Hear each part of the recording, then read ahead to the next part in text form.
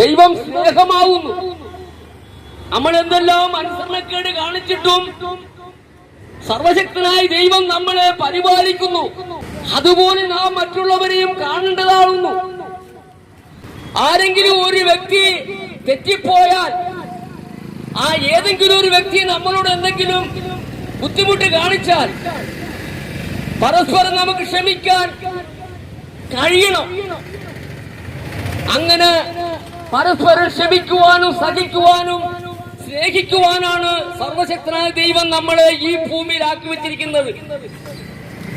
ആരും എല്ലാവരും തികഞ്ഞവരല്ല, പലതിലും തെറ്റിപ്പോകുന്നവരാണ്. ഒരു വീട്ടിൽ പോലും 10 മക്കളുണ്ടെങ്കിൽ ആ 10 ഒരേ സ്വഭാവത്തിൽ വരുന്നില്ല. അവിടെയും നമ്മള് ഇത്തിരി മോശമായി പ്രവർത്തിക്കുന്നവനെ നമ്മൾ താങ്ങുന്നു. അതുപോലെയാണ് ഈ ഭൂമിയിലുള്ള എല്ലാവരെയും. പ്രിയപ്പെട്ടവരെ, കാരണം ഇത് വിളിച്ചു പറയുന്നത് എന്തുകൊണ്ടാൽ കാലം തികഞ്ഞു, ദൈവരാജ്യം സമീപിച്ചിരിക്കുന്നു, മാനസാന്തരപ്പെട്ട് സുവിശേഷത്തിൽ വിശ്വസിപ്പീൻ എന്ന് യേശു കർത്താവ് 2000 വർഷങ്ങൾക്ക് മുമ്പ് വിളിച്ചു പറഞ്ഞ ആ വാക്ക് തന്നെയാണ് ഇന്നും നമ്മുടെ കാതുകളിൽ കേട്ടുകൊണ്ടിരിക്കുന്നത്. അതുകൊണ്ട് എന്തിനാണ് പ്രിയപ്പെട്ടവരെ നാം ഈ ഭൂമിയിൽ ആയിരിക്കുമ്പോൾ നമുക്ക്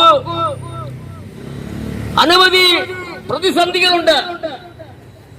കുടുംബങ്ങളെ ഇന്ന് മുന്നോട്ട് പോകണമെങ്കിൽ നല്ല വരുമാനം വേണം. മക്കളെ ഇന്ന് പഠിപ്പിക്കണമെങ്കിൽ, അവർക്ക് വിദ്യാഭ്യാസം കൊടുക്കണമെങ്കിൽ നല്ല രീതിയിലുള്ള സാമ്പത്തികം ഉണ്ടാവണം. ഇതിനു വേണ്ടി മനുഷ്യരെല്ലാം കഷ്ടപ്പെടുന്നു.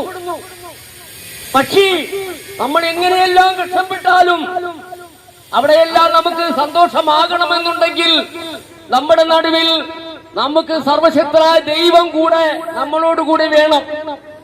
ആ ദൈവത്തിന്റെ സഹായം നമുക്ക് വേണം. ആ ദൈവത്തിന്റെ കരം നമ്മൾ സ്പർശിക്കണം. ആ ദൈവത്തിന്റെ മുമ്പിൽ നമ്മൾ അനുസരണമുള്ളവരായി തീരണം. അതുകൊണ്ട് പ്രിയപ്പെട്ടവരെ, ദൈവത്തിന്റെ പുത്രനായ കർത്താവായ യേശുക്രിസ്തുവിന്റെ 2ാമത്തെ വരവ് ആസന്നമായിരിക്കുന്നു. വിശുദ്ധ ബൈബിൾ പറയുന്നു, ഒരിക്കൽ മരിക്കലും പിന്നെ ന്യായവിധിയും സകല മനുഷ്യർക്കും നിയമിച്ചിരിക്കുന്നു. ന്യായവിധി എന്താണ്?